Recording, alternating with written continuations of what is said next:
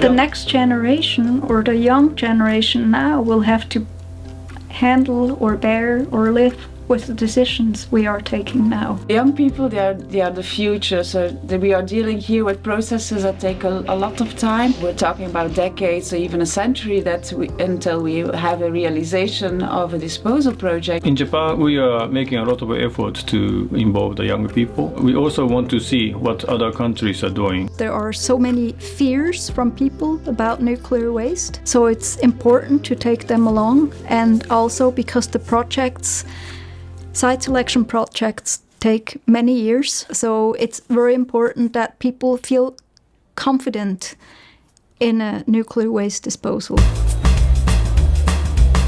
On parle de choses qui vont se perpétuer sur des années, des siècles, des millénaires. On est les porte-paroles, à mon avis, les porte-paroles les plus proches des générations à venir. Ich erwarte, dass man zuerst mal in Dialog kommt und dann sich Gedanken macht, wie die Beteiligung der Bevölkerung gelingt und jetzt insbesondere der jungen Leute. The young generation are the ones that have to keep on participating, taking along the project, taking care of the waste, remembering that we have a surface disposal facility. We cannot take all the decisions right now, so the young people, they will have to take the decisions later on, and their children even later on.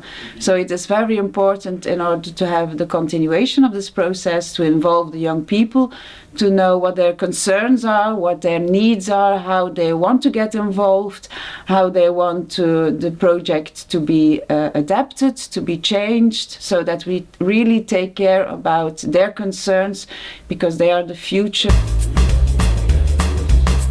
It's like two categories we have to fill up with participation. First of all, the pure information, to get young people to know what is the site selection process, why do we deal with that as participation, and not only from the geological, chemics, physics side. After we have shown this information, we have shown that this is an interdisciplinary project. We need young people to really participate in topics, to bring up their opinions.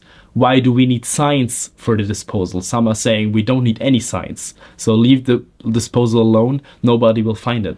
In Switzerland, we have a similar issue we have in many countries. It's mostly the older generations who are interested in participating in such site selection procedures. Now we have had a procedure in Switzerland with local stakeholders for about 10 years, and many of them were 55 or so, and now they're getting older. So it's very important to take the young generation along, also to transfer the knowledge and to have a variety of people.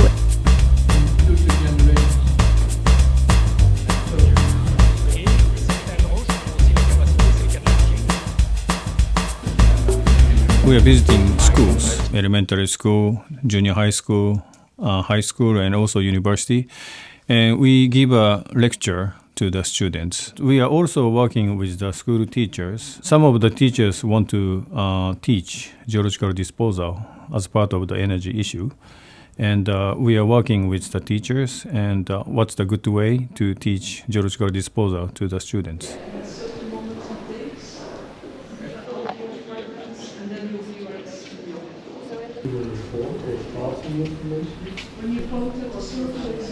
The German site selection process is one of the biggest participation projects in the whole Germany, and then not even for nuclear waste, like in general. So for me, it was very interesting to see a process like that and to follow up, because I want to see how this participation is running. Is it really eye to eye, not even between younger generations, between all of them?